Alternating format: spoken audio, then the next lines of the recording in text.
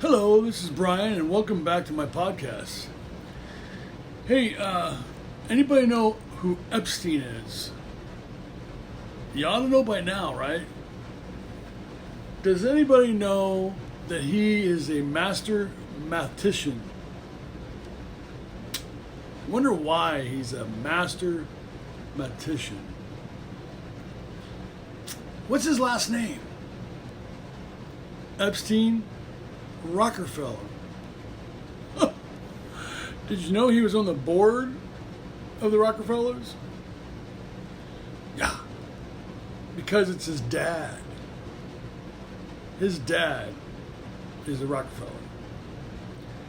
Now, what does Rockefellers own?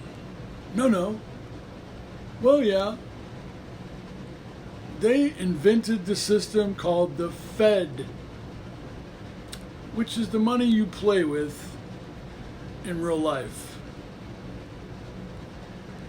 Yeah, the system, the fakery, everybody slaves after and chases after and fights over, greed. Oh, and everything's invented to divide, which goes along with all of this. You know, have you ever noticed how people get when the will's being read or prior to? They all get greedy, don't they? Huh. Well, anyway, found this video very interesting. And you know what? And that's another thing. Has anybody ever heard how serial killers and psychos and all that are very intelligent? I didn't think Epstein was that intelligent.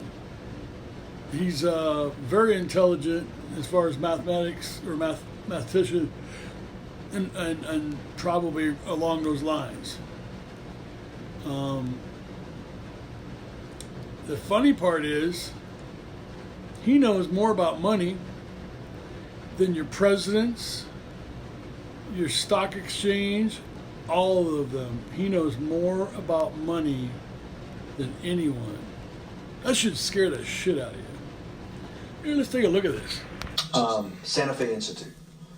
Why, when you're at the top of your game on Wall Street, do you decide to finance, which was at the time, or endow, or become the donor or sponsor, however you want to say it, for what was considered the most cutting-edge group of mathematicians in the world? Action. So Santa Fe Institute in the late 80s, early 90s, I was interested, I was on the board of Rockefeller. So that starts, Rockefeller is a university formed by John D. Rockefeller to sort of give back to the community. It's east side of Manhattan, except it was old. It was sort of old-fashioned. They were talking about medicine, and medicine by itself was, again, subject to the ideas of science. They were trying to use science to find cures for disease. And I said, no, we need to do something different. We need to start interdisciplinary work. In most... How did a schmuck like you get on the board of Rockefeller? What year was that? I don't remember. I think 89 and 91. So that's one of the most prestigious research places in the world, correct? Yes. Okay, how did a guy like you get on the board of a blue blood, internationally known, hard research, Nobel Prize winners all over the place? How do they pick a guy like you, a trader from, or basically some guy from Bear Stearns? Good question. So I was asked to be on the board of Rockefeller, and I think I was on the board of Rockefeller. There was a money manager who said Rockefeller needs someone with financial expertise because the university is growing and there's lots of new things. You have to, again, we go back to the original discussion the last time. Up until the mid-'80s or sort of mid-'70s, the most important thing was your name. If you were Rockefeller, you already were considered to be brilliant. If you were head of General Motors, it was your reputation. It was who you knew, who your family was, what was your character. And then in the mid-70s, basically, if you remember, He really means your bloodline. Yep. you probably had a calculator. It was very advanced in those days to have a Texas Instrument calculator, where it could, by putting in the numbers, it would multiply for you to do square roots. And that was the first, and everyone who had a calculator was already advanced on Wall Street. A simple almost like your accountant. The most important parts of business were really now going to calculations. So it's not only mathematics, but it's things that could be calculated. Reputation couldn't be calculated. I could give you, are you a 10 on a reputation scale, an 8? What does it mean to have a measurement of your reputation? We'll get to that later. But places like Rockefeller needed someone to say, look, we are entering a different world where numbers and the numbers of companies, portfolio management was going to be balanced, it was going to be statistical. Jeffrey, could you come on the board? Potentially sit on the finance committee, Nancy Kissinger and a bunch of other people. And David Rockefeller and I got along very well. He was this unbelievable human being. Respectful to everyone. He introduced his driver as his colleague, not his driver. He would never say, this is my driver. He said, this is my colleague. And David started to explain to me world politics. So David would say, Jeffrey, money is going to be sort of the most important things. People don't understand money. You seem to have this knack for money. I said to David, tell me about your life. What was the worst and the best part of your life? So David said, when I grew up, everyone knew I was a Rockefeller. They didn't know that my father told me he would not leave me a dime. No money. But every time we went out to eat, me and my 5 friends at school, they would leave me the bill. They would expect me to pick up the check because I was a Rockefeller. And he said, I was chairman of Chase Bank. And he said, I remember like it was yesterday, one of the headlines in Time magazine said, David, please fire yourself. So he thought that there was a world that existed that would be a combination of both politics and business and leadership. What do I mean? He formed something called the Trilateral Commission.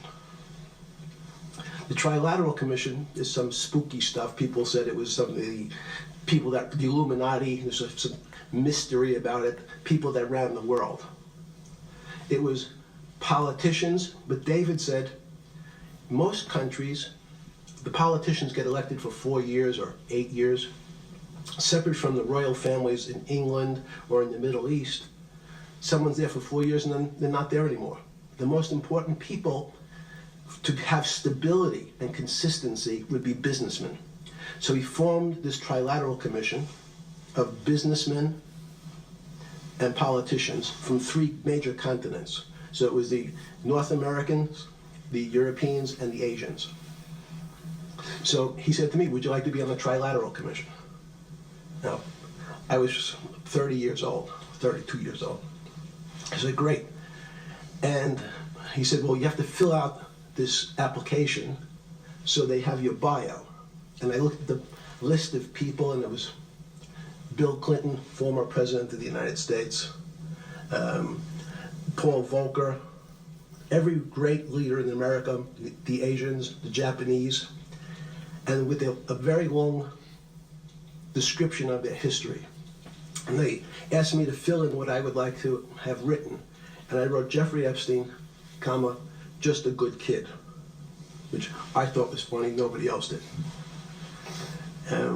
So answer to your question, at that time I recognized around the world that monies and currencies were not really well understood. But again, it was only numbers. So numbers, and I'll get to the fact that it was bad thinking. Numbers are very good for Most people that you meet, even on the Trilateral Commission, when you meet most people, do you find most leaders financially illiterate, economically illiterate? Most political leaders don't come out of a background of finance. Most political leaders come out of a background of being popular. So in some of the countries, in some of the African countries, for example, they might have been a military person. They were a general. In some of the African countries, they might have been a disc jockey. Or in our country, they would have been an actor. The knowledge of money isn't, they don't have expertise, they have no degrees in finance. They really, and this is one of the major problems, their expertise, if they have any financial knowledge, is of their own checking account or bank account and filling in their own taxes. So many world leaders who don't really have a financial underpinning make fundamental errors when it comes to money on a country or institutional level. Let me give you an example. If you, Mr. Bannon, if I said your assets increased last year, you'd say, that sounds pretty good. And I'd say, what does that mean to you? You'd say, well, I have more money. I guess I'm wealthier. I'd say, yes. And if your debt increased, would you feel wealthier or poorer? You'd say, well, I don't want to have increased debt. I don't like the idea of, that sounds, increased debt. Now, that and world leaders understand when their assets go up, they feel better. However, institutions like banks, things that people don't really understand are financial underpinnings of banks. When I say your bank, Mr. Bannon, you have the Bannon Bank, you doubled your assets. Sounds good, but what does it really mean? It means people owe you more money. You don't have any more money. What? Yeah. A bank's assets are how much it is owed by other people. That's crazy. So if the bank goes from $2 billion of assets to $10 billion, it means people owe it an additional $8 billion, but their assets have gone up. So the terminology of assets and liabilities is different for banks. It's not natural. And what most people, and you ask questions about world leaders, there's many people, I think your old boss Mercer understood, there's a fundamental part of money which is called fractionalized banking. And fractionalized banking is something that finance people understand, and the people on the street, and when I say people on the street, that's where I was when I started on Wall Street, would find it impossible to believe. Impossible.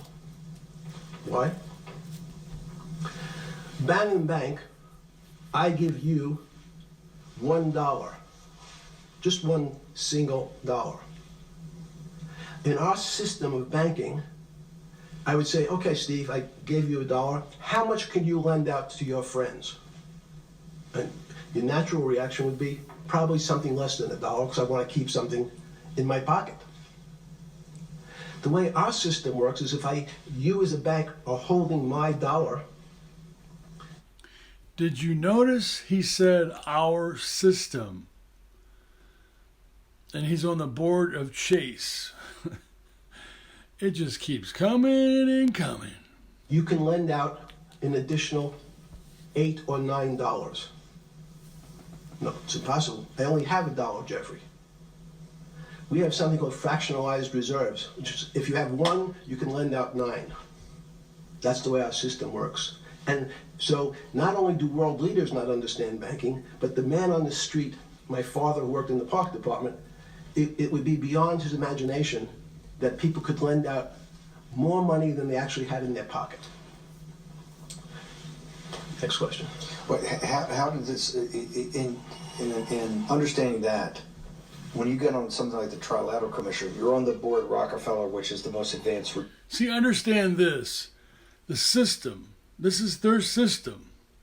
They can lend out as much money as they want when you print it yourself. We don't have printers. Otherwise, we'd be talking like this guy, this psycho, telling you how their system works. Very interesting. Research. You get brought to the Trilateral, which is the elite of the elite. How, since you're only at that time 30-something years old. 8 years from teaching at Dalton, right? You're a Dalton. 10 years. 10 years teaching at Dalton. Yes. Walk us through. I mean, put us in the room. Walk me through exactly what it felt like. What it felt like being on the board at Rockefeller. You got these Nobel laureates, and you're sitting there making decisions, and you start to meet these people at Rockefeller. And you start to meet these people at the Trilateral Commission. What did it feel like? It's a great question. So what did it feel That's like? what I'm in the business of asking. Yeah. What did it feel like meeting some of these people like Kissinger or Rockefeller? And those are two extraordinary people. But in general, I think the question, the people on Wall Street, I tell the story, the first day, one of the first days when I was in Wall Street, someone said to me, would you like to buy ATV? And I was looking in the brochure and I couldn't figure out what stock had a symbol of ATV. And when I finally said, well, I can't find it. And they said, what's the matter with you? Do you want to buy ATV? Which is, he was selling hot televisions, stolen televisions from the floor of the American Stock Exchange, referred to in common parlance as the televisions fell off the truck. So I knew what that phrase meant from Coney Island. But what I found was most people, would be in business, in normal life, or in the world leaders, don't really understand money. It is something they think about. They have a sense of what it is. They certainly want more of it. But they also make statements like, we want more money, but we don't want more debt, which just shows a misunderstanding of what money at its core really is. So most people don't, they want to make it, they want to save it, but to understand it intimately is not a normal characteristic. Now, to back up a little bit, you notice who was on the board with him. I think it was a tri-level thing. Bill Clinton seems to be in his life quite a bit. I don't think Bill Clinton mentioned this when he was being questioned. When he was being questioned in those Congress meetings and stuff on television or on tape. That's very interesting. The first trilateral, roughly when it was. I think it could be 90. I don't remember. Okay. Let's say early 90s. Yes. When you got on the Trilateral Commission and had the first, do you remember where the first meeting was? It was in Tokyo. In Tokyo. And at what hotel? I would like to say the Hilton, but it's probably not. And it's a 3-day, 4-day? Three-day event, and walk me through the whole thing. Speeches. It starts with a dinner. Just walk me through it. It was boring. You couldn't possibly think it was boring. It's bullshit. It was boring. You had to be stars in your eyes. No. Did you fly over privately? Yes, but it wasn't my plane. So it didn't count? No. You fly over. Yes. And it was who were the first? Like when you first met those leaders, you had to be wowed. No. You're 10 years out of Coney Island. No, I'm not wowed by people of position. I'm wowed by people of great ideas. And I don't care if it's the bus driver. I don't care if it's the student I had who has teeth coming out. Well, these guys have to have great ideas. They're the leaders of the 3 great continents of the world: North America, Europe, and Japan. No, many of these world leaders become world leaders because they're popular and they were able to get votes, or they were able to convince people to vote for them. I learned later. Many of them were just good at what they did in terms of politics. Remember, world leaders are politicians in general. They're not scientists, they're not intellectuals, they're not great thinkers, they're great politicians. At the first Trilateral Commission meeting that you remember in Tokyo, sometime in the early 90s, do you remember what were the big issues of the day that they were talking about, and what did you think about it? Yeah, in fact, it was funny because they were talking about inflation, and they were worried that what would happen, how do you control inflation? And as a mathematician, I didn't understand the concept. I don't understand the concept today. How's that possible? Well, when you talk about most things to do with money, money is meant to be local. It's US dollars. Then I understand what it means. If inflation, it means my dollar today inflates, and it doesn't buy as much as it did a couple of years ago. The prices go up. I don't have this. It seems that everything's great, but in fact, my dollar is shrinking in value. If you, and you're the financial genius here. I'm just a lowly M&A guy. Sure. If you let me finish the thought. Go ahead. So if you're in America, you can feel inflation. Your salary's gone up, but you can't buy the same car. In fact, it starts to feel weird because the value. That's why I wanted to ask the question. This is my point. Sure. The people who live and breathe this, the central banks, have been haunted by the specter of inflation since the late 70s. Yes. First off, tell our audience, how did that happen? The two great financial events in the 20th century, I'm not going to get to the 21st, were the great inflation in Europe after World War I, the Great Depression, the hyperinflation in Germany that led to the rise of Hitler, and then this inflation in the mid-70s. Before we go to explain inflation, why is this specter of inflation always the central thing in central bankers' minds? Because it goes back to the first concept I said, the weird concept of fractionalized reserves. The system is not well understood, and most systems, in fact, are not well understood. We don't know how our digestive system. Stop! This is impossible. This is impossible. The world banking system, the world currency system, the world monetary system has to be so well understood by the Greenspans of the world and the Bernankes of the world and you, right? The currency traders, the guys making billion-dollar bets every day, the legendary guy on Wall Street in the late 90s, Salomon Brothers. Lou Ranieri? No, the guy that wrote the money. Michael Lewis? Lars Poker? Yeah, Lars Poker. Who's that about? That great trader. Lou Ranieri.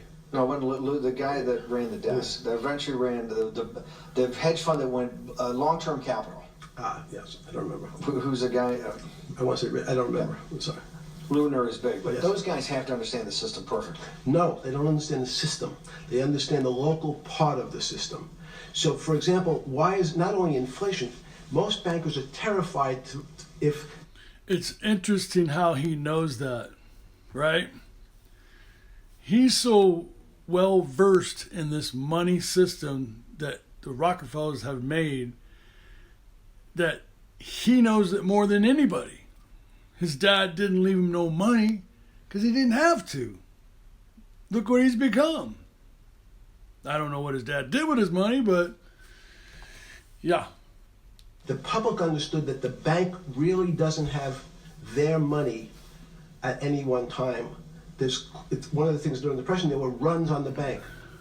The reason the banks don't keep much money in the actual bank is they assume that not everyone's going to want their money on the same day. So it's not really the fear of inflation. The fear is a run on the bank. Everybody wants to take out something that doesn't really exist. Inflation is tied to interest rates. It's a more complicated example. But when your money doesn't buy the same amount of product this year than it did last year, if it buys less and less, like it happened, you used the term hyperinflation. There's certain countries that are not managed well, like in Africa at the current, a $100 billion bill in Zimbabwe is worth 1 American cent. That's the perfect example of hyperinflation.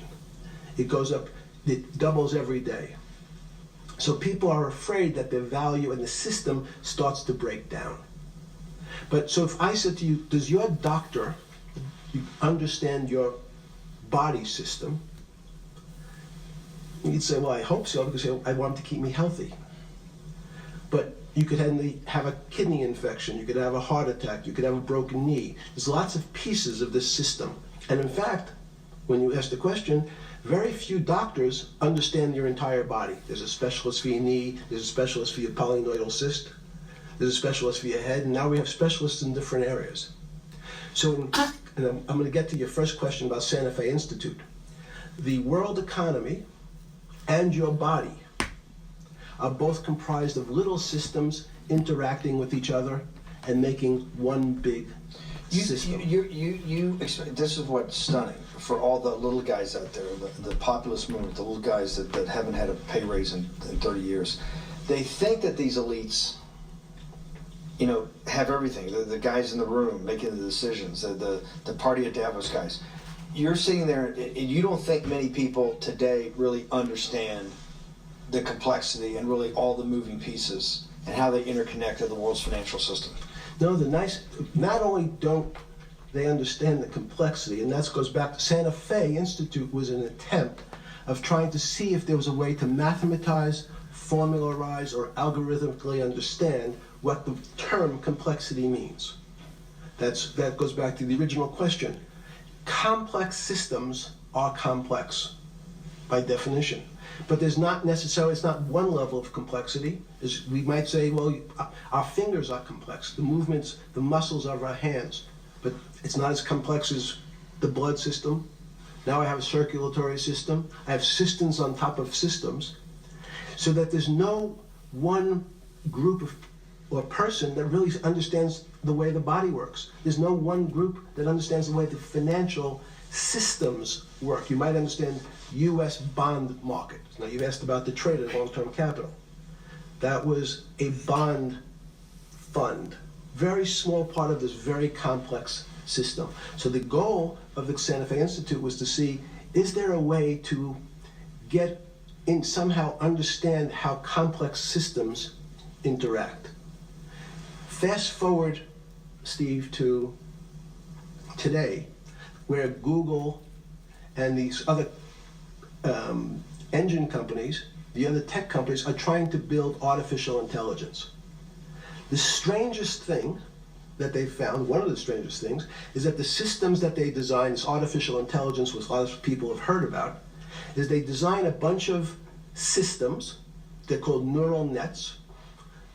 Terms simply taken out of brain work, neurons in the brain. Nets because they actually look like a net. They put in some inputs. The computers work, spit out an answer. Sounds normal to you. It's because you're thinking about that calculator you had in 1976 on your desk. When you ask the person who designed the system, how did it come to that answer? How did your neural net, can you show me the calculations? They say, no, we don't know. We don't know how the thing we designed actually came up with that answer. That's pretty strange. They take the same neural net now and they put it in front of a video game. No learning, nothing. They say to the computer, they say, sit in front of your video game and learn how to play. It seems the computer learns better than any human in history, faster than any human in history, beats any human in history, but when you ask the designer how did it do it, no one knows. It just did it. So that's the first little touch of things that we already have gotten to a place where we don't understand it and we build it. On Sunday afternoon, September 14th, 2008, where were you? Sorry? It was the night they put Lehman Brothers in bankruptcy in London. I was in jail. Seriously? Yes. So the financial crisis of 2008 happened when you were in jail? Yes. Oh, this is going to be so amazing. This is going to be so amazing. I take it you didn't have your Wall Street Journal dropped off to you in the morning, your Financial Times? No. How did you hear about because I want I forgot about this, but yes. I'm trying to get this. Is going to be amazing. Let's go back and do that again. Sunday afternoon, because I want to find out about people, the geniuses understanding the complexity of the financial system. Because I think the best example we have is the financial crisis, the crash of 2008. Sunday afternoon, September 14th, I think it was, 2008, is when they were working feverishly in Midtown Manhattan at the Lehman Brothers offices and in various law firms around town, and with the Secretary of Treasury and the Federal Reserve, what they're going to do with Lehman. They decided they weren't going to save it. And so they prepared to put it into bankruptcy at the open of the market in London the next day. How did you hear about what was going to happen to Lehman Brothers, and what did you immediately think when you heard they was going to be put into bankruptcy? I'm glad you asked that question. I was in solitary confinement September 14th. And again, some of the public stories about the wonderful time I had in jail and of my work release, which didn't come till months after. I'd been there since June in an 8x10 cell with a bed in the back, a 6-foot bed in the back, a chrome sink with a toilet attached to it, and a little piece of metal sticking out that was supposed to act as a table. Now, since I was in jail, there were no books. Why? There's no library. No library, but you're in jail. No, I was in jail, not prison. So in jail, I was in a place which was called the Special Housing Unit, which is for the roughest, toughest, meanest people. They had put me there, they said, for my own protection. So I was in an 8x10 cell with a little slit in the door where they would serve my food on a tray about 9 inches by 4 inches. And then as soon as I finished eating, they'd take the tray and close it down. And one of the guards said, do you understand there's Wall Street's crashing. I'm worried about my pension fund. What should I do? And I said, sorry, Wall Street's crashing, what's happened? And he said, there's some crisis and some companies are going bankrupt. I said, are you sure? And he said, yeah, it's all over the papers. We're all terrified we're going to lose our life savings because we have either a 401k or our pension funds. We don't know anything about money. Mr. Epstein, can you tell us, like, what's going on? Am I going to be able to afford my children's education? Am I going to be bankrupt like this company called Lehman Brothers? And there's another company in the front page today called Bear Stearns. Oh no, I said. Why? Because that's the company I was a partner in. And in fact, that was a company I had a very large investment in. So, as a great story, I didn't have my Wall Street Journal, but in the early mornings, you're allowed to make 2 phone calls, collect. And when you pick up the phone, you can dial a number, and when the person picks up, they say, you're getting a call from the Palm Beach County Jail. Will you accept reverse charges? And the person either says yes, and the call goes through, or the person says no. The person I called was Jimmy Kane, the president of Bear Stearns. And I said, tell me what's going on. And so that my knowledge of the financial crisis happened with Jimmy, who was at the center of the storm, telling me about what Lehman had gone under, and they were trying to figure out a way, should they bail out Bear Stearns? Did it strike you at the time of the mess you had made of your life to be in a situation that you're one of the greatest financial minds in the world, looked at by world leaders and asked your thinking by the most prominent and important people in the world, and here you are in solitary confinement. You got to make a collect call to somebody. Did it strike you at the time how all the threads of your life had come together and put you in a position, or you had put yourself in that position? No.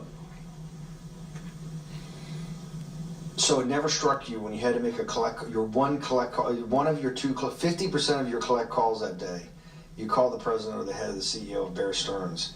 The biggest financial event in your life is taking place, of which one, every important person in the world would be seeking your opinion. Number 2 would be a once-in-a-lifetime opportunity.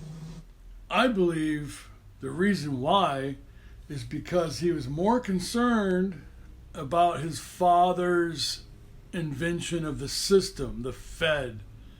Very concerned about that. That's what I think. That was his number one concern, which explains quite a bit. to apply your craft. Number three, it would be a once-in-a-lifetime opportunity to make money if you were smart, and obviously you're smart. You're telling me here, truthfully, that it never hit you at all of how you'd ended up in a place where you had to make a collect phone call from a jail cell that was 6x9 with a steel bed and your food being passed into a slot. The question you want to ask is, who was the other call to? Okay, who was the other call to? The other call was to my friend at J.P. Morgan, who was then, I didn't know it at the time, trying to buy Bear Stearns. So at one point, I had two phones. It was difficult because they're afraid people are going to hang themselves with the phone cord. So they don't actually come together when they're pretty short. So I was actually going between two phones talking to Bear Stearns and J.P. Morgan at the same time. So I found it amusing. And it never struck you about how to end up in a situation like this? No, that would be probably means I would be too self-aware. You can't possibly expect me to believe this. I know. I don't believe it. It's you're telling me that during that day, you never had a moment.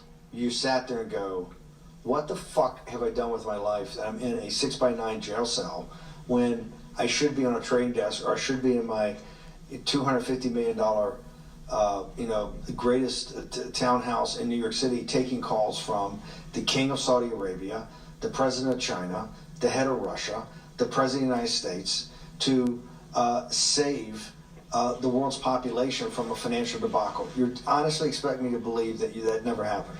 You're suggesting I was somewhat depressed, and how could this happen to me? I'm not saying depressed. I'm saying a moment of awareness of how could I get myself into this situation. No, I would just say how strange that this happens. It's strange.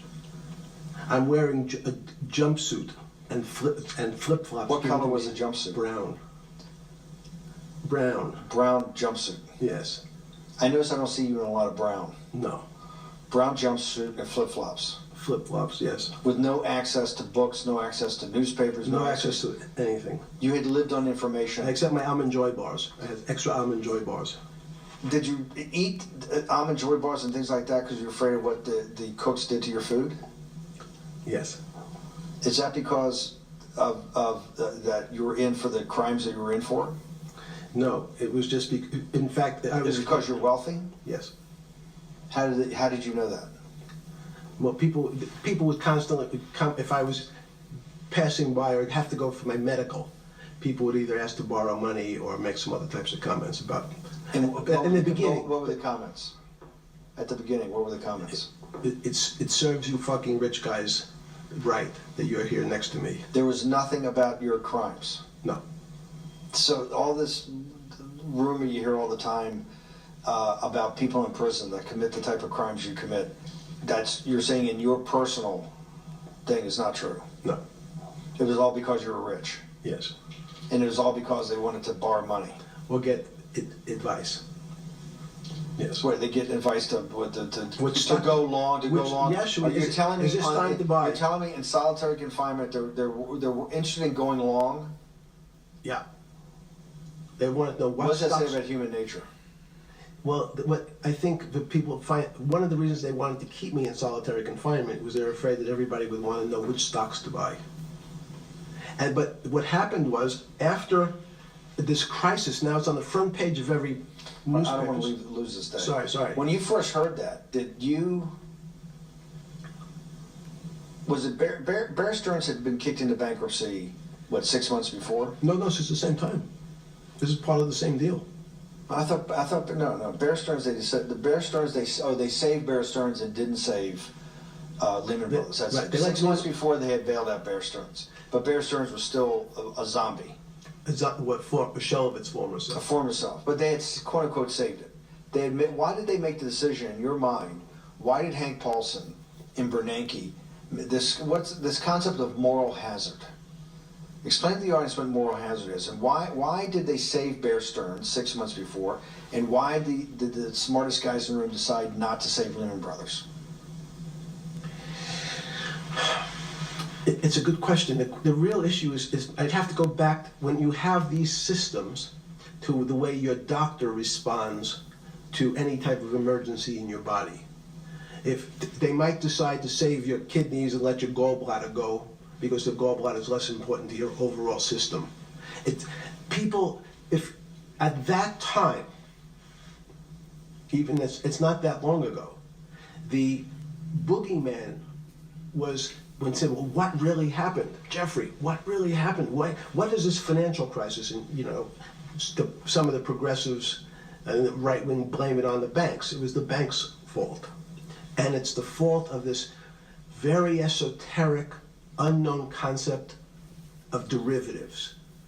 It was really the derivatives that caused this financial crisis because the derivatives got somehow out of control and in the Mickey Mouse. And that was the way you started your road to a billionaire went right through derivatives. Yes. But derivatives were not the cause. Derivatives were not the cause at all. It's like saying your hair was the cause of your heart attack because it was on top of your head. So what was the down. cause? There isn't, let me say, there's no one specific cause. There's a system collapses. So many times when you have to make your death certificate, when you say, well, what did he die from? They'll say heart failure. But if you say, what was the cause of his heart failure? Well, he had low blood pressure, his sugar was high, he was diabetic, he had all these other problems. But they say, no, we need a word on your death certificate. Did he die from brain damage? Did he die from heart failure? And that's the financial crisis. Many people said, well, what caused it? They wrote, like on its death certificate, derivatives. But derivatives are not a fundamental cause of anything. Was it Sunday or Monday? I take it was Monday morning when you made your two collect calls and you were talking to Bear Stearns on one hand and Morgan Stanley on the other. JP Morgan. JP Morgan. That was Monday morning. Did you, Jeffrey, being one of the financial geniuses in the world, did you understand what Lehman Brothers going into bankruptcy, the domino effect, that by Thursday the financial system would be under such extremis that if it didn't have $1 trillion cash infusion in the United States, it might collapse? Did you know that at the time? Did you view that at the time? Yes. You did? Yeah. Why? Again, I don't want to bore you or the audience with the idea of it's a medical procedure, but you had system failures. So you'd recognize that if I said to you, did you realize when your father was on the ground and he was clutching his chest and he couldn't breathe, it was a bad situation, he could die. That's how I saw it. Did you immediately think about the commercial paper market? I mean, the mechanical triggers that actually you had to blow through these circuit boards. Did you know the circuits? Did you understand the circuits? Or did you have a concept of the circuits that were going to get blown through? Yes, but only because of an analogy to a body. And in fact, from my telephones against the wall with my little metal wires, because the next day I talked to another person in Washington about the issues of what I thought was happening, and I made the same discussion about the... They were at the Treasury Department? Yes. So in a 6x9 cell in... The phones were outside the cell. In Palm Beach County, California? West Palm Beach, Florida. West Palm Beach, Florida. That's what your juice diet. West Palm Beach, Florida. West Palm Beach, Florida. West Palm Beach, Florida. You're making a call to Washington, D.C. to talk to some deputies. That's not the night before you go to bed. It doesn't dawn on you at all. You never have a moment of self-reflection that, how did I end up on this metal cot when I should be at the center of things? No, I had a telephone, so I said, I can talk to, it makes no difference where I am. In fact, I'm still talking to the same person if I was at my home in Palm Beach. But I'm here in jail. Home in Palm Beach. I can dial my own phone. That's bullshit. No, but you can also make 1,000 phone calls. Here you got to make one, and he's got to take. Think how much better that was. I had to decide who was the right person to call. That was unusual for me, because I would have called 20 people. And before. What was the advice you gave? I said, you have a sick patient, and it's very much like a sick patient in the emergency room. You can't think about it like your car. People in normal walks of life think about money and things as a machine. And unfortunately, so if your car breaks, cars are always easy to fix. My jets, my cars, If it breaks, I know it can be fixed because it simply follows the same pattern. If this part breaks, you replace the part and the thing works again. People and the financial system are not machines. They can't be fixed the same way. You can't simply take out put some more juice into the commercial paper market, and that's like replacing the carburetor on the car. It's much more, I have a patient who can't breathe, has a stomach problem, can't see, looks bleeding at the same time.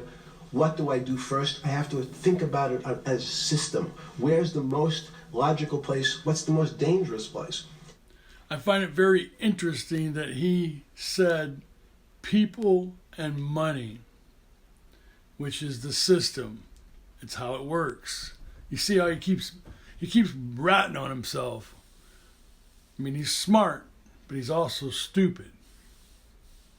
Here we go. If your heart stopped, we have to start your heart again. In the equivalent to the money market, why do I have to start your heart again? I need to get your blood flowing.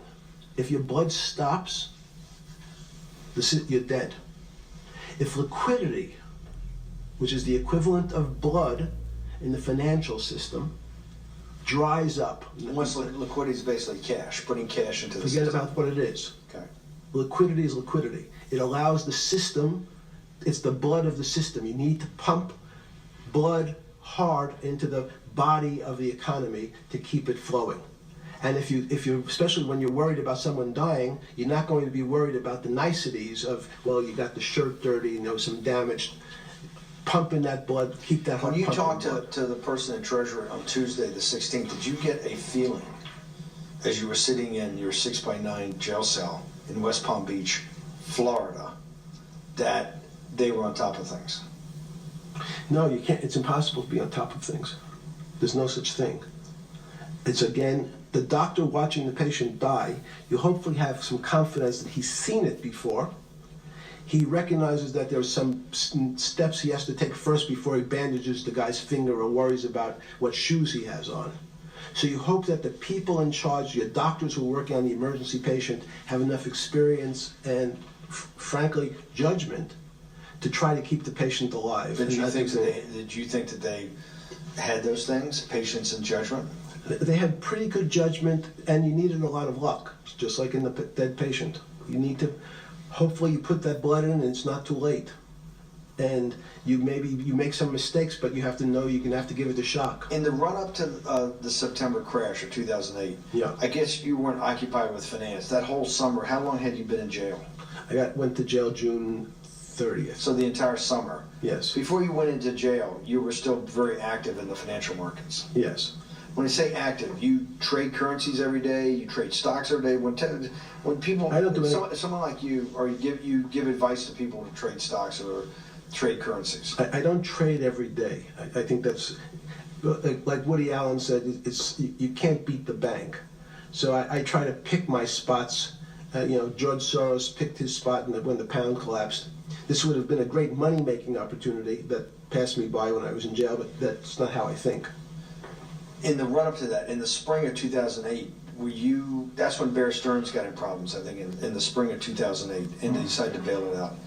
Did the Bear Stearns guys talk to you for advice at that time, in the big crisis in Bear Stearns? No, but you see, again, unbeknownst to most people, and it's easy to blame people for the financial crisis, like you blame someone for giving your father the drink before he had his heart attack.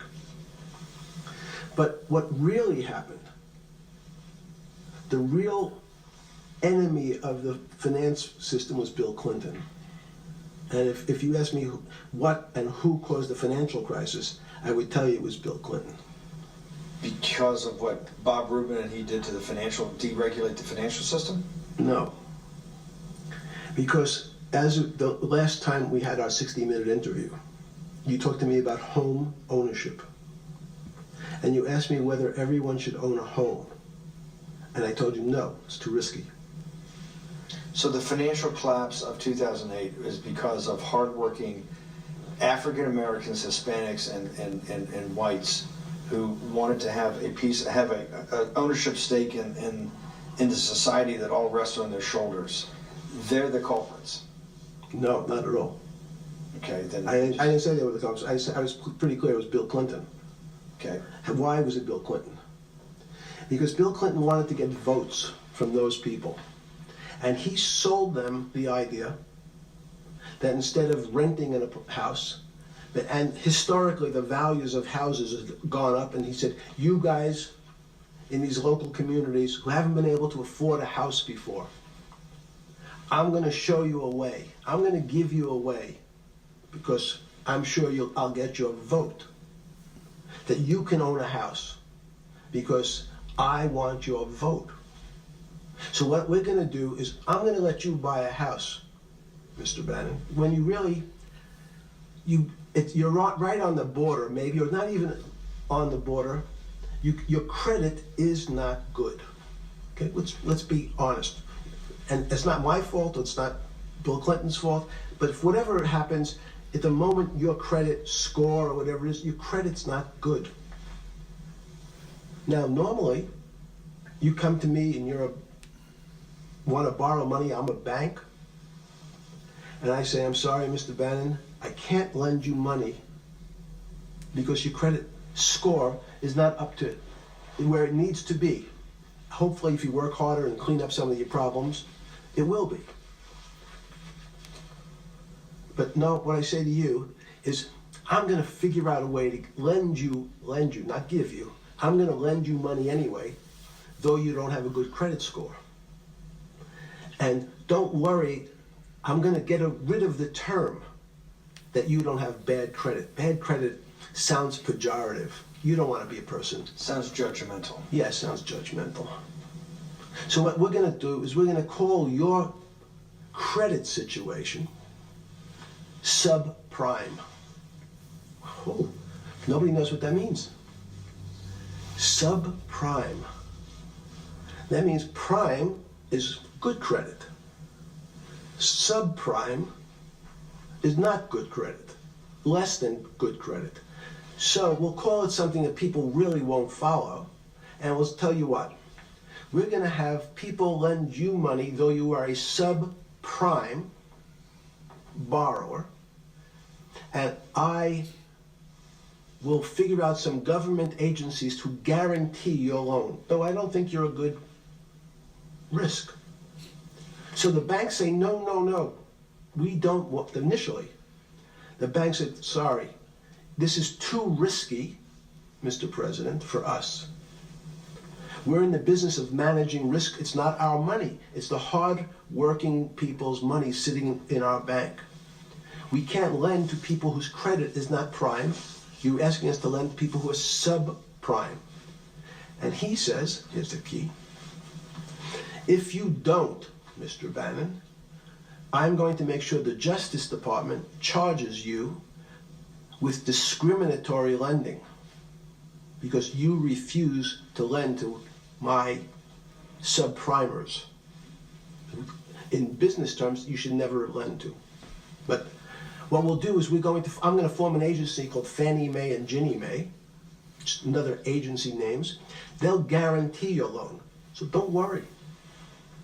Don't worry. You don't have to pay it back anymore. Even though and maybe you don't even have to work as hard anymore. That's probably a harsh statement, but these players, these two big firms, Fannie Mae, will guarantee the fact that that bank will receive its money. Now, the bank says, wow, best deal in history. I refused to lend to Mr. Bannon, but now he has the big brother, his Uncle Sam. He went to his Uncle Sam, and Uncle Sam says, I'm guaranteeing it. The bank says, I want everybody. Give me as many people as you can give me. Because Uncle Sam is the best credit in the world. Not only that, it's the United States government. We'll take it all. We'll take as much subprime as we can handle. Because it's the best investment for the moment. It's a strange investment because it has politics that has inserted its way into the numbers. Politics doesn't belong in the markets. But now we're going to have, I want the votes. We'll make guarantees that you who can't get a house normally will be able to get a house from the bank. The bank says, this is the best deal in history. we will package 100, 300, 1,000 of you subprimers, and we'll sell it off to somebody else. And the whole system becomes mired in subprime mortgages. Now, did you hear that? Bill Clinton wanted to buy votes with your money. Sounds awful suspicious of... I've heard this before. Oh, that's right. That's like the Samoans that are fraudulently having daycares and getting millions of dollars and taking it back to their homeland. Your tax dollars. Fraudulent. They're doing it by the billions for votes. Your mayors, your governors, all for votes. Huh. That's becomes the What do you issue. mean mired? There's just too much supply. It's a supply-demand problem. You get too much supply. No, it's a very good question. What does too much supply mean?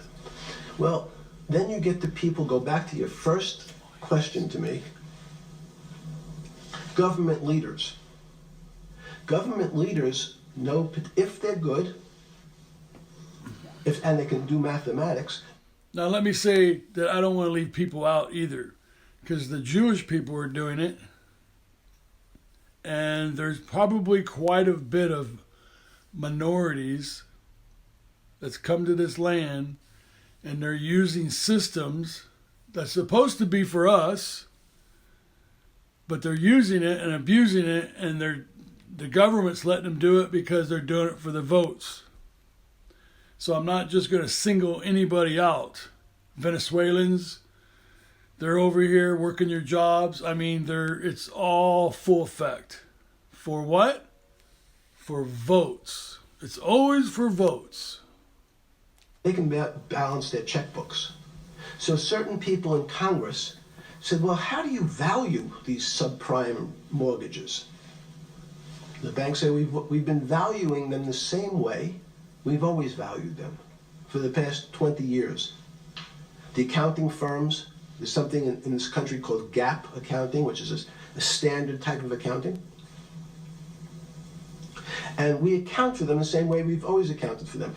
If we paid $1,000 for your mortgage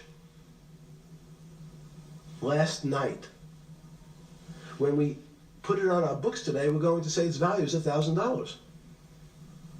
Makes sense. I paid for it last. What's its value? It's $1,000. That's what I paid for it last night. No. The Congress people said, that's not really a good answer, you know. That doesn't give us confidence that you know what you're doing. Because what happens if you have to sell it tomorrow morning? Something's happened and you have to sell it. Remember, there's kinds of stress tests. Would you be able to value it at what you paid for it the day before?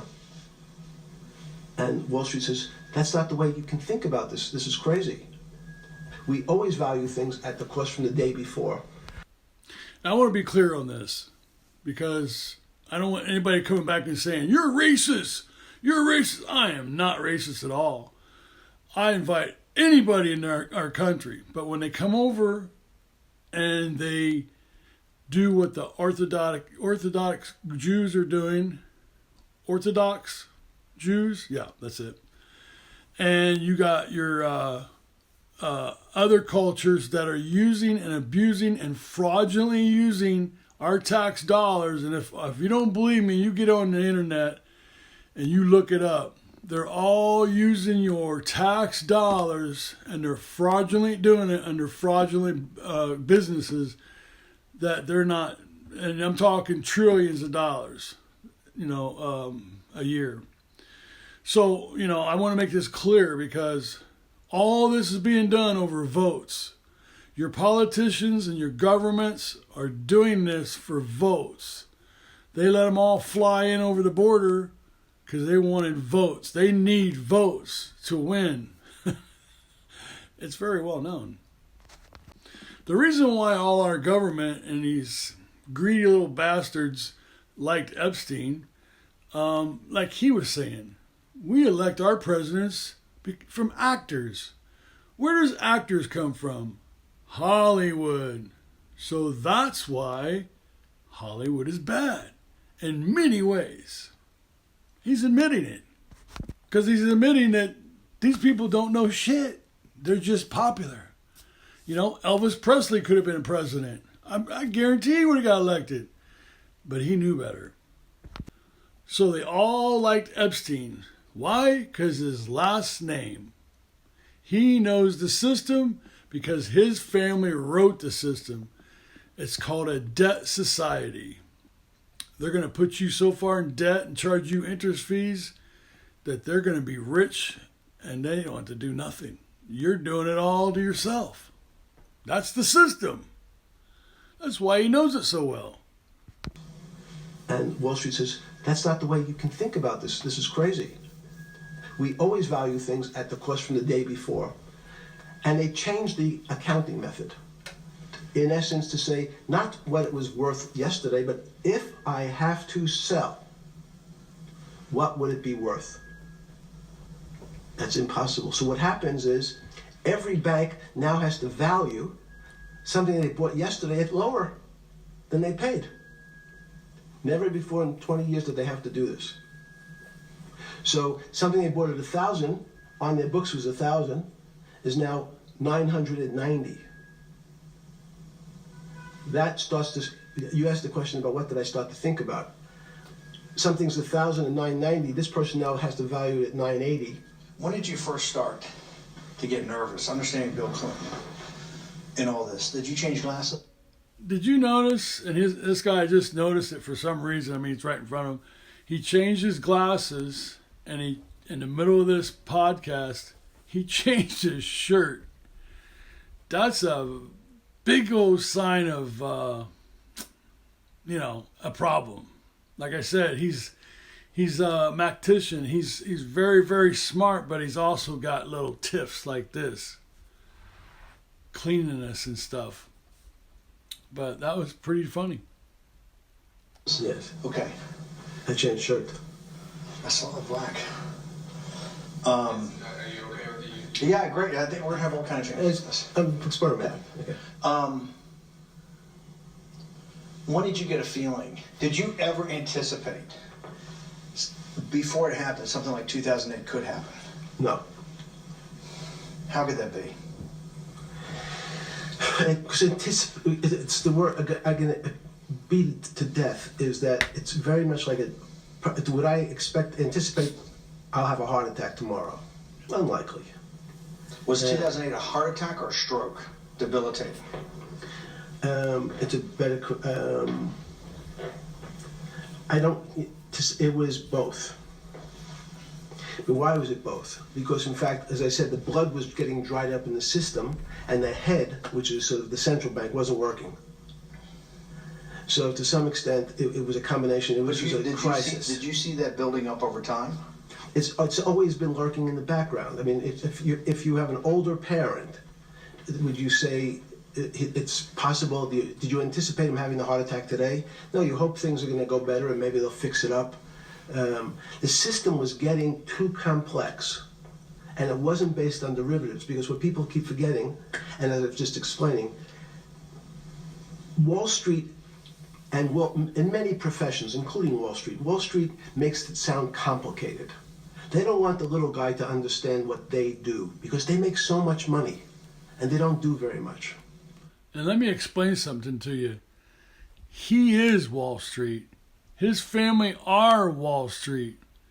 That's the system. And everybody paid into it. Your 401s, all into this shit. Now they got control of your money to an effect. But they own Wall Street. So they couch it in words like derivative and stock options and commodity futures and different types of contracts. It's all fairly, Everyone is capable of understanding it. It is not complicated. But Wall Street, because they make so much money from doing fairly simple things, needs to make it more complicated than it really is. We had a very big recession in the early 90s based upon real estate and Japan basically imploding. Let's again, Okay. you had a recession in the 90s. I don't know what it's based upon. It's always interesting to look back and say, separate from there's certain triggers, like there, in the 70s there was a... What do you think it was based upon, the 90s downturn? It's clearly there was a huge downturn. No, I know there was a downturn. That's what I know for sure. I don't. That's a fact. That's all. Everything else is sort of speculation about why did he have... I understand that, but there's some speculation that has 0% probability of being true, and there's others that have 90%. In the range, when you look at the range... Explain why it happened. How is it? What is gravity? It's this... Everybody says, well, why did the ball fall to the ground? Because gravity took it. But what's gravity? That's, as Feynman would say, that's the name of the thing. We have no idea what it is.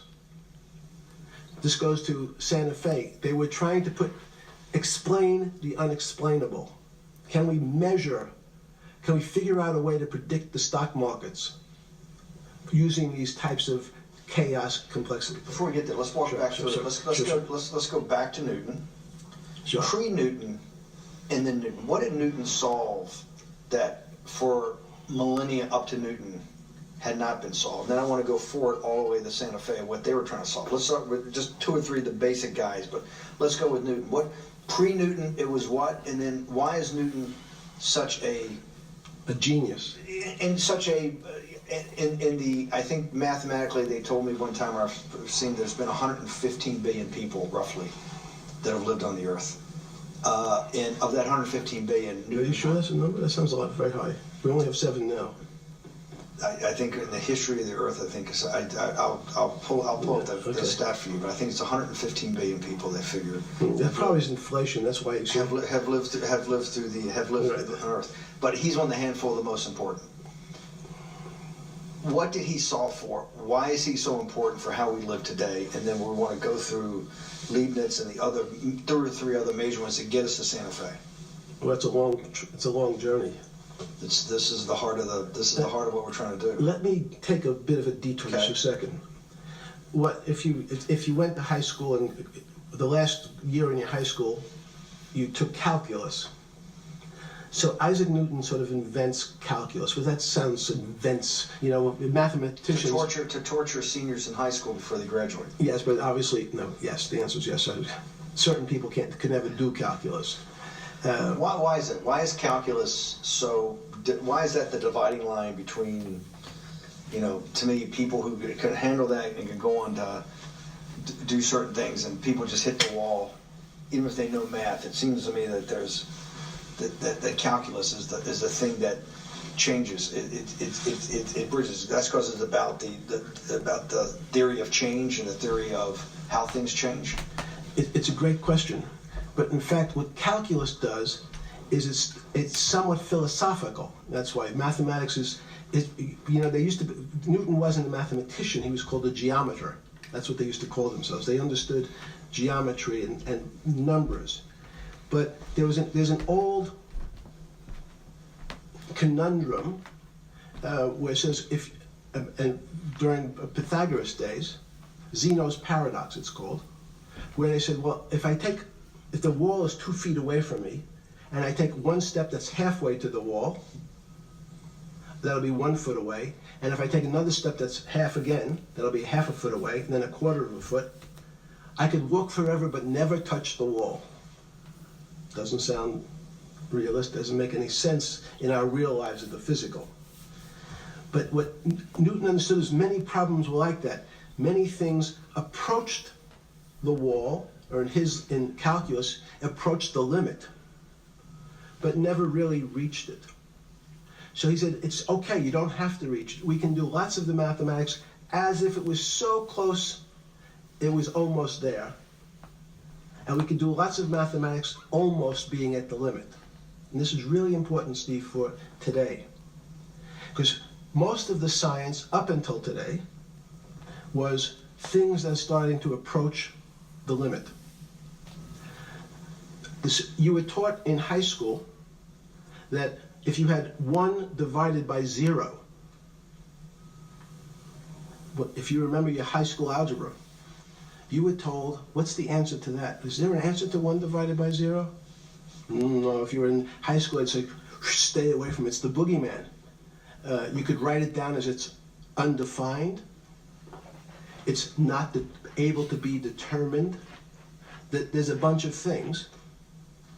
But in fact, 1 divided by 0 is a strange things happen.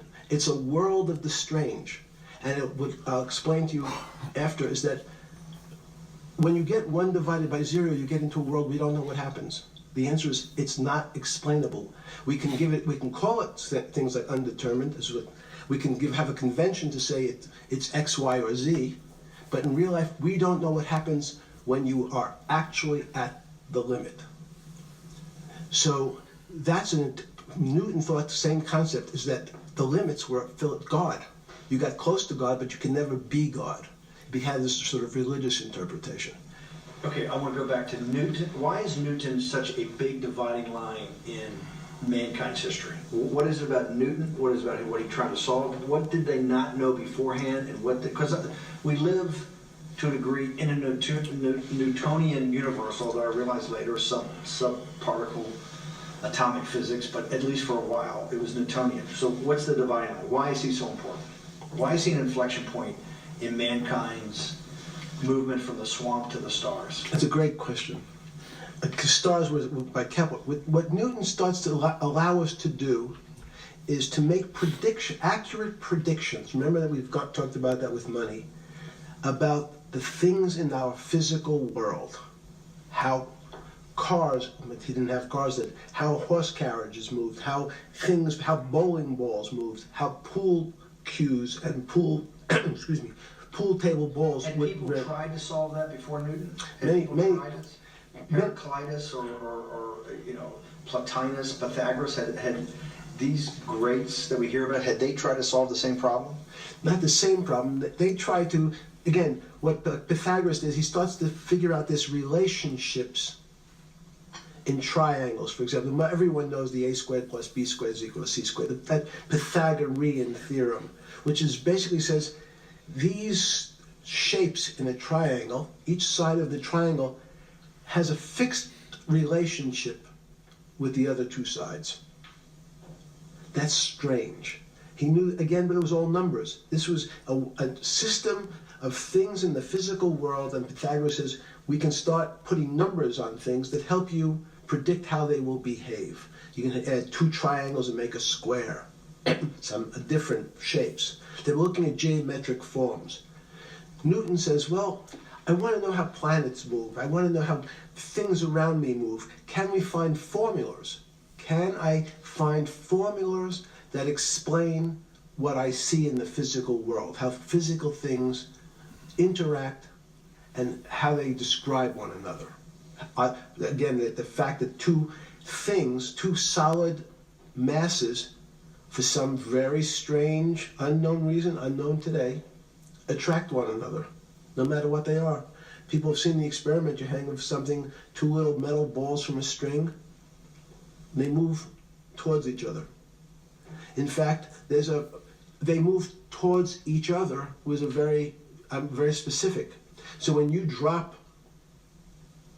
the ball to the floor of this room, Newton says, in fact, the room came up a bit to meet the ball. The room moved. It's imperceptible. You can't really perceive that motion, but they attracted each other with certain ratios. So he started to be able to measure things in the physical world. And that was great advances. It also, you wanted to move very quickly. Unfortunately, most people, especially in the 20th century, 19th century, said, well, like Newton, let's measure everything. Let's measure people's behavior. Let's measure their psychology. Let's measure their health. You go to we can have my blood test. Let's measure everything. We measure Wall Street. Their voting habits. Measure, measure, measure. Can we put a number on how much I care for my wife? Could I put a number on how I feel? And we tried, unfortunately, we tried to mathematize the finer things in life, and then recognized that there's things that, unfortunately, or fortunately, just fall outside. Schrodinger wrote a very famous book about what is life.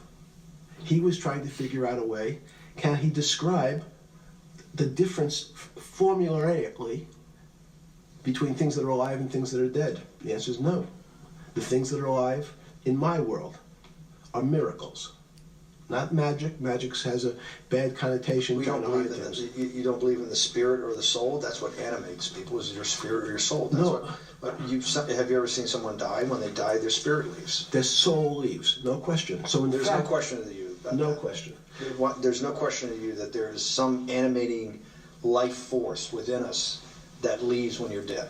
Yes, in fact, I refer to the soul. There's obviously a certain the questions in the past, even Because during people would normally think you were soulless. So Thank you. to have you talk about you actually believe in it and have done some thinking about it is pretty shocking in its own right, isn't it?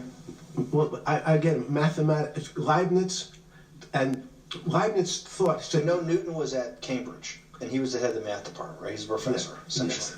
To Leibniz, was Leibniz a German professor? Yes, but what Leibniz said is the soul is so strange that because God took chemicals, which is simply the material, like tables, and he somehow made this material able to have a thought. How strange is that?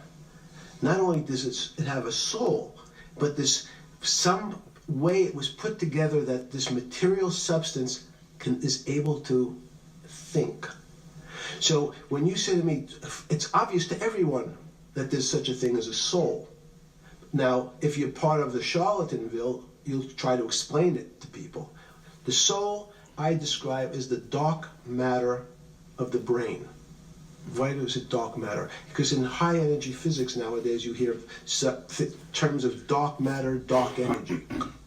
Again, terminology. It's a complicated term. Why is it dark matter? Because we can't see it, that's all.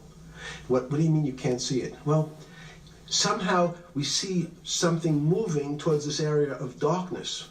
Something, I can see this thing. This appears to me to be empty. It's just black. But I see it being drawn this way. So I say, well, I know if this were matter, that would follow that equation. If this was solid, it would explain the way this particle moves. But I can't see anything here. So I'll just call it dark matter. And I'll say, I don't know what it is, but it behaves as if there was something there. The soul is obvious to everyone that there's something different between things that are alive and things that are not alive. But we have no idea what it is. It's currently unexplainable. I believe we need an entirely different system of analysis to try to figure out. But Sorry. No, with Newton, with all his alchemical studies and things he worked on the spiritual side, Leibniz had just talked about the soul, Schroeder talked about what it's like. If a modern scientist or someone that you funded at MIT or Harvard or one of these things talked in those types of terms, they would be considered to be a wingnut today, wouldn't they? They would not be on the path for tenure, right? Unless they were in the philosophy department. This is exactly my point. We're talking about three of the greatest mathematicians in mankind's history that have really changed mankind. Talking like this, what happened? How do we get to a situation where they could not be in the high physics, they could not be in the mathematics department or working in high energy physics? Good, it's an easy answer. Newton was a combination of mathematician or geometer then and philosopher. And as time went on, those disciplines seemed to move apart. We had philosophy. Some of the philosophers can't do math, and some of the mathematicians. And again, mathematicians often break into two categories. People that solve problems. Those are more like geometers in the old days, just problem solvers. And then there's thinkers, theoreticians. They're more like the old movement towards philosophy. But neither one of those two groups have been able to figure out why something is alive as opposed to something that's not alive. No one's been able to describe what the soul is, but we all know it exists. And I think what we need is a new, science is a bad word. I think science only describes the things we already know about the physical world. In fact, there's an argument that the physical world that we see has been created out of our systems of mathematics. Mathematics, everyone knows mathematics describes the physical world much greater than it should, unless you, my view, the physical world really comes out of conscious beings that have mathematics. So they create it. This table appears to you and I to be solid. To a bat, because we have light that's bouncing off the table into our eyes, it appears solid. If instead of eyes that responded to wavelengths of visual light, our eyes responded to radio waves, the radio frequencies, it's not different, it's the same type of frequency as light with different speeds, the table's invisible. We know that our phone works in this room. So the waves are coming through the windows, the waves are coming through the walls. So the walls are invisible to that type of radiation, that type of energy. The walls are, I can see them because my eyes, a physical system determines that the walls are there. You, with Murray Gell-Mann, you founded, or were the original donor, and had the idea of Santa Fe Institute. In 10 or 15 years later, that effort to study the complexity of systems mathematically, yes, was it's a total failure. A total failure. Total failure. Why is that? It's the failure of science because, in fact, if to some extent science doesn't describe romance, I don't know why I'm attracted to somebody. I don't know. People are attracted to each other, and everyone has the same feeling. They've seen someone walk in the room, and they say, "Oh, that person gives me a creepy feeling." Science has tried to describe. Science doesn't describe what creepy feelings means. They just know it's a creepy feeling. I think women, as I said the last time, have an intuitive sense. What is intuitive? They have intuition, they have feelings, and they're able to deal in the realm of things that men, especially men like myself, find unexplainable. Women have intuition, men see things a bit differently. Men want to measure everything, women are not really that interested in measuring. In what you're saying in macro terms, you actually think science, mathematics, maybe ultimately technology is moving to that more intuitive. I think science and math are old-fashioned.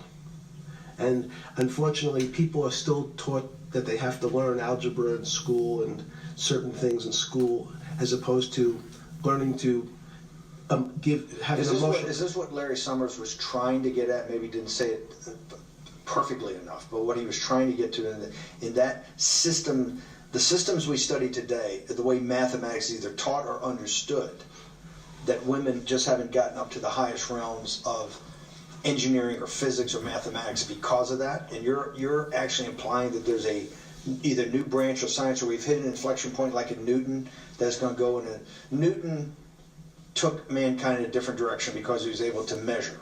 Then you had subatomic, non-Newtonian physics later. Are you saying that you think there's another developing field that's coming up that may take us, I don't know how many decades to get our hands around, but that's what's evolving out of this? Yes. Yeah. In fact, I think that mathematics, it's not the end of science. Every year someone says it's the end of, we can't discover everything. There's lots to discover with relationship to the physical world, but we know a lot already. In respect to the unexplainable world, we almost know nothing. Women, again, sense it. And instead of Larry Summers, I won't digress too much, but Howard Gardner early on said, there's not one form of intelligence. It's not mathematical intelligence. There's emotional intelligence, this kinesthetic intelligence. There's this argument that I reject that black people are less intelligent than white people. It's not true. We know, for example, that if I was in the forest and I had to run from the lion or figure out a way not to be eaten, and my competition is a local African, I'm the one who's getting eaten because they have the intelligence to deal with their local environment. So it's just different. It's not better, it's not worse, but there's many differences amongst different types of people. And so people have different intelligences, and they excel in some intelligences usually, and less so in others. When did it come to, because the world of high finance is a world of pure reason, or is it a lot of emotion and gut checks and you know, on trading desk and central banks when these decisions get made? Is it that high church, like the high church of science of high energy physics, or is it as much emotion that comes in as much as the mathematics and the reason? It's a great question. I think if you talk to really experienced and successful traders, and you ask them how they know what's going on, they can't give you an answer. They don't know. They feel it. They can feel the way the market's moving. They can feel the way the stock's moving. And that these are not very well-defined terms. It's difficult to put in mathematics terms, how did I feel it? You could look back and make guesses what I was seeing. But great traders feel it and then act on their feelings. That's the difference. Many people feel it but are afraid because they want a mathematical justification before they take that next step. When you first got on the trading desk at Bear Stearns in the late 70s or mid 70s, were you shocked by how little actual understanding of mathematics that the traders comprehended? Yeah, well, again, we had a Texas Instrument calculator. Most stockbrokers, especially before 1975, if they were good stockbrokers, could add. That's about it. They could multiply. If you could multiply, you were already in the top 15% of stockbrokers. Stockbrokers simply meant there's a story. When I went to the first person, I had no money. And I said, how much money do you make a year? And he said, $400,000. I said, impossible. I'm making $10,000. That's probably more than your family had made in his entire existence. Yes. And he makes it in a year. I said, what do you do? And he said, it's too complicated for you to understand. Which is what the main thrust of Wall Street people, they want to tell you it's too complicated. Because if you understood that that person was simply, he had a brother-in-law, in fact in this case, who ran the pension fund of General Motors. His brother-in-law would call him and say, buy 1,000 IBM. He'd hang up the phone, he'd write it out on a ticket and walk it to a window. That was his entire skill set. Hello, write what my brother-in-law says, walk it to a ticket window. Give me an example when you were on the trading desk in the early days at Bear Stearns of a time that you felt either complete uncertainty or you saw total panic, where something was happening that people couldn't foretell, and that they were like in an airplane cockpit where it's going wrong. Walk us through that. In 1978, I think it was, across the news wires, there had been a collapse of the currency in Thailand. On the other side of the world, had no relationship to me. I wasn't sure where Thailand was. But the fact that a currency, a country's money, had all of a sudden dropped tremendously in value, affected the rest of the world's markets. And people panicked because they'd never seen that before. A very small part of a very complex system had a shock throughout the whole system. So prices on Park Avenue apartments, the bond markets, the stock markets, every started to gyrate.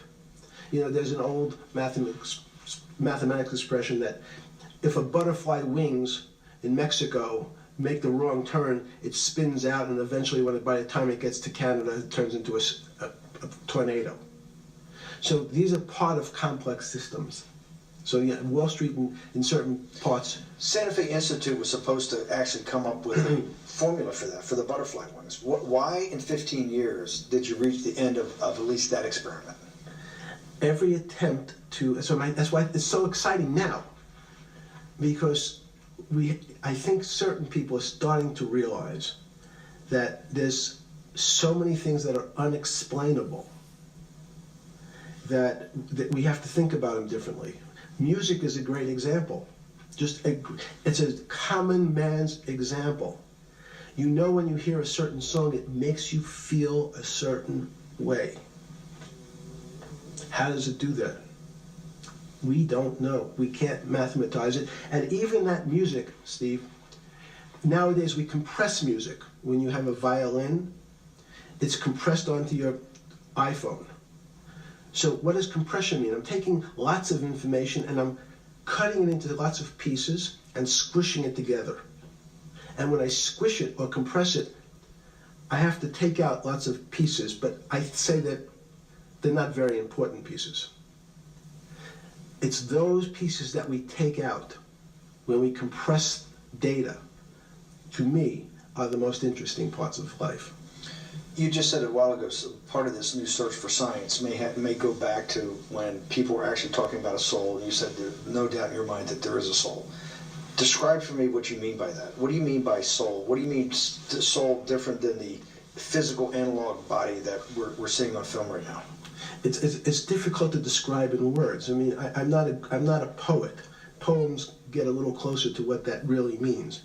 But even the concept of what is life becomes complicated when you deal with plants and seeds. Is a seed alive? I don't know. Certain people would say, no, it's dead. When your banana, one of my favorite examples is the banana that's sitting on the countertop in your kitchen today. Is it alive or dead? What do you think about human life? What is human? Tell me about human life. But your banana is alive.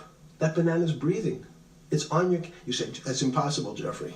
No, it's not. Is the banana conscious? All these words. These are words. So everyone's trying to fit very complicated concepts into a very small box called conscious or alive. These don't fit in that way. So if you put your banana in a bag and put another fruit in with it, the fruit ripens faster because the banana breathes with it. We don't understand most of those things. So you asked the big question. Sorry. You talk about the life. What about human life? What about it? Tell me what do you think? What do you think human life is? It's a miracle. It's a miracle. And when I say miracle, I can't explain it, and I make no attempt to explain it at the moment.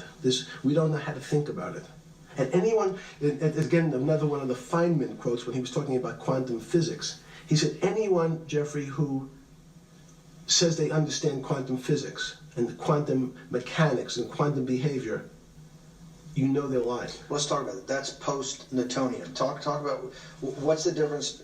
Who founded quantum mechanics? Why is quantum mechanics taking Newtonian physics and taking it to the next level? It forms a much broader category. Let's go back to this desk. You use the thing of Newton using this desk. Why can't Newton's theory explain everything? Why did subatomic quantum mechanics or quantum physics have to come in to explain this? Well, so let's go right back to square one. Why is it called quantum physics? So quanta is a word that simply means packet, small amount. So it's quantized. So when we recognize that this table appears, another very complicated word, solid to us, it's really made up of molecules or atoms. And atoms, we've given lots of names to what some of the behaviors. If you were in school, when you and I were in school in the 50s, the model was a little center thing in the middle, and an electron went around and around it. It was seen as a ball that went around and around it. And as we start to look at, say, well, let's see what this ball looks like. I want to be able to examine that little thing called an electron. We found that there was nothing there.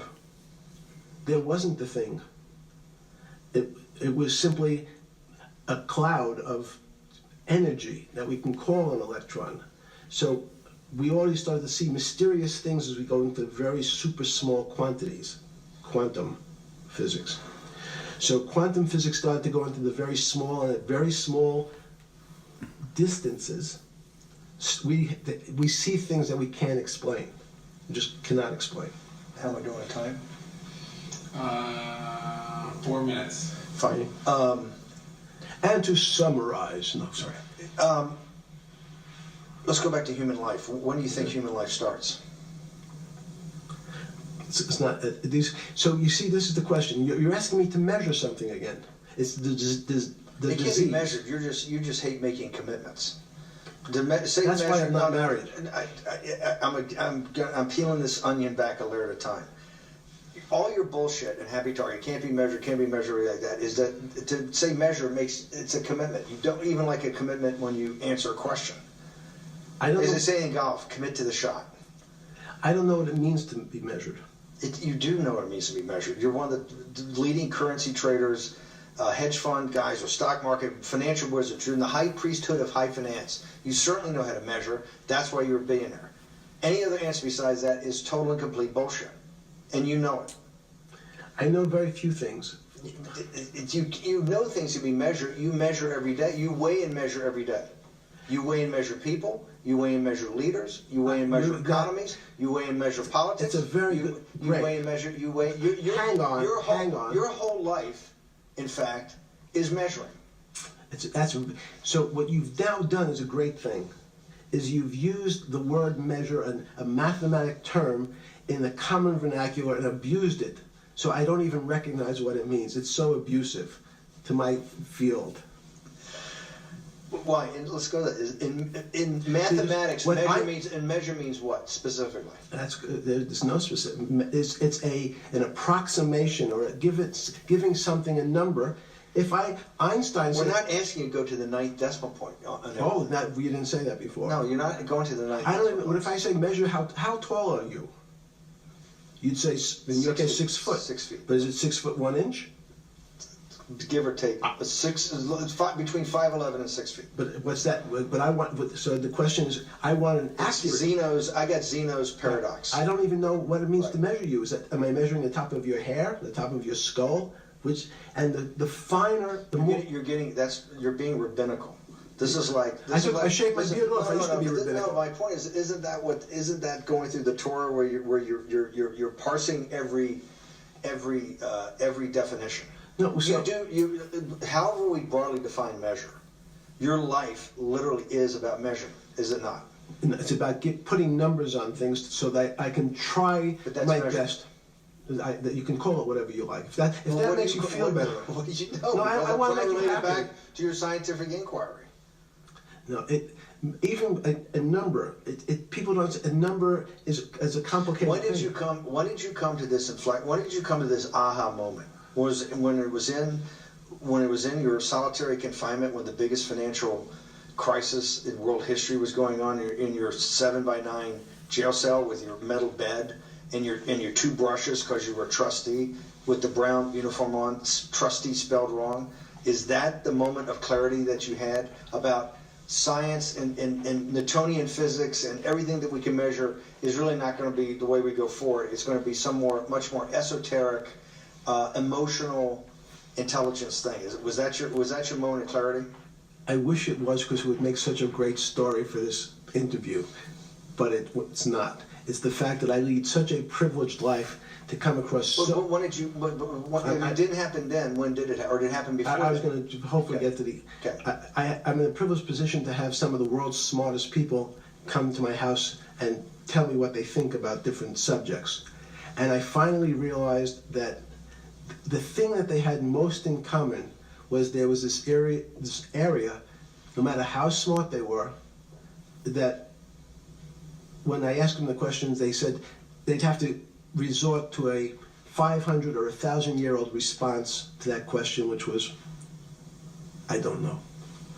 You know who else found that out?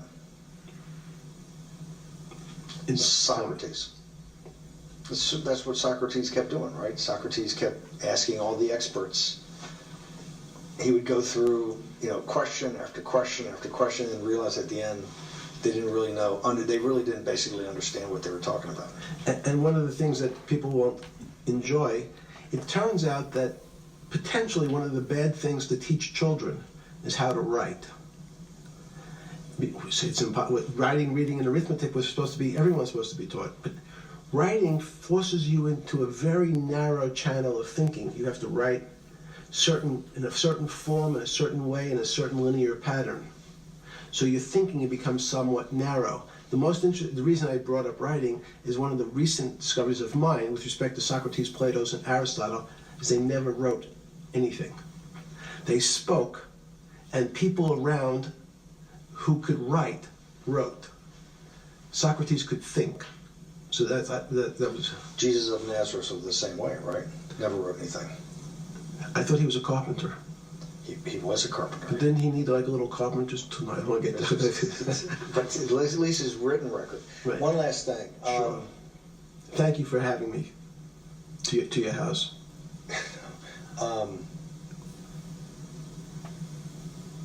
Vegetable juice. Let's go back. Look what vegetable juice does. When did that?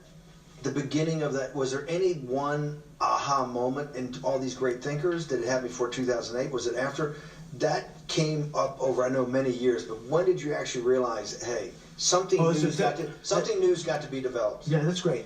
Is that because again, I'm privileged enough to have people around me who've given lots of philanthropic gifts to institutions of higher learning, and when I said the impact, how do you judge the impact of your giving?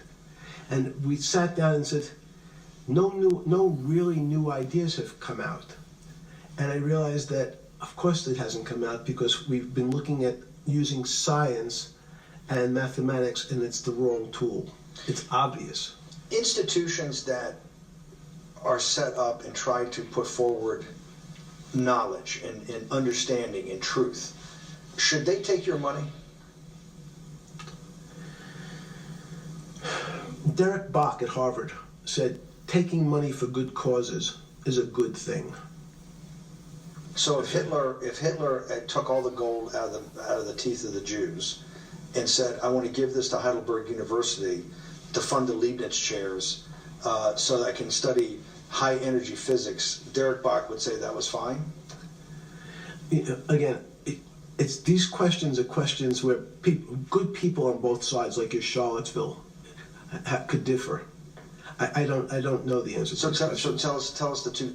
Give us the two answers. What the one answer why it shouldn't be, and then the one answer. Derek Bach says, I'll essentially take cash from anybody because I got so many projects, so many good guys, and this is the way I'll do it. So I'm indifferent to where the cash comes from. Money's money. And if I got good guys, I'm the fiduciary who says these are good people and this is good research, okay? I'll take the cash from any source, including you. What's the other argument? Let me give you that. I know in my case, is your money dirty money? If you live I just asked a question. Is your money dirty money? No, it's not. So, in fact... Why is it not dirty money? Because I earned it. But you earned it... We went back to this before. You earned it. You earned it advising the worst people in the world, right, that do enormous bad things, and just to make more money. So, instead of asking me the question, should you take the money?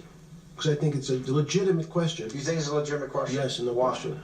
Because I think ethics is always a complicated subject, but I can tell you that with the money I gave to help try to eradicate polio in Pakistan and India, instead of asking me whether that money should be given to these children for vaccines, I think you might want to ask their mothers who received the vaccine, who know their child now won't get polio, and ask them if Epstein should have helped these people. You're a mathematician. If we walked into that clinic where they're giving that money out to these people that are the most dire straits of poverty and sickness, and told them that the money was coming from class 3 sexual predator? Tier 1. Tier 1's the highest and worst? No, I'm the lowest. I'm the lowest. You're the lowest. Okay, Tier 1, you're the lowest. But a criminal. Yes. That the money came from them. What percentage of people do you estimate? I understand you don't like probabilities. Do you estimate would say, I don't care, I want the money for my children? I would say everyone said, I want the money for my children. Did they know where the money came from? I think if you told them, if I told them the devil 100%. The devil himself. The devil himself said, I'm going to exchange some dollars for your child's life. Do you think you're the devil himself? No, but I do have a good mirror. It's a serious question. I'm sorry. Do you think you're the devil himself? I don't know. Why would you say that? Because you have all the attributes. You're incredibly smart. You remember the devil is somebody devil's knows smart? the devil's brilliant. You read Milton's Paradise Lost. No, the devil scares me. Satan is at the number 1 or 2 archangel, and the reason he goes to hell and leads the rebellion is because he can't be the top guy. And his thing is, I'd rather reign in hell than serve in heaven. I saw that in a movie once called American Dharma. I don't remember who said it. Okay, we have to go. Okay, good. Okay, that was good. He's a sexual maniac, level 1. I disagree. I think there's a lot of things they don't know about him yet. And I find it very interesting too, towards the end there, where they asked him about a banana, and he was talking about how the banana would ripen if you put it with another fruit. Well, actually, I mean, it might, but still, my thought is, or my theory is, bananas ripen and rotten because of the oxygen in the air, and everything is an energy. Everything is energy. And another thing is, when he was asked about when does life begin, he went around that question. He did not want to answer that at all. I wonder why that is. I know. Do you? Hey, subscribe. Sorry it was so long, but sometimes you just gotta analyze. See ya.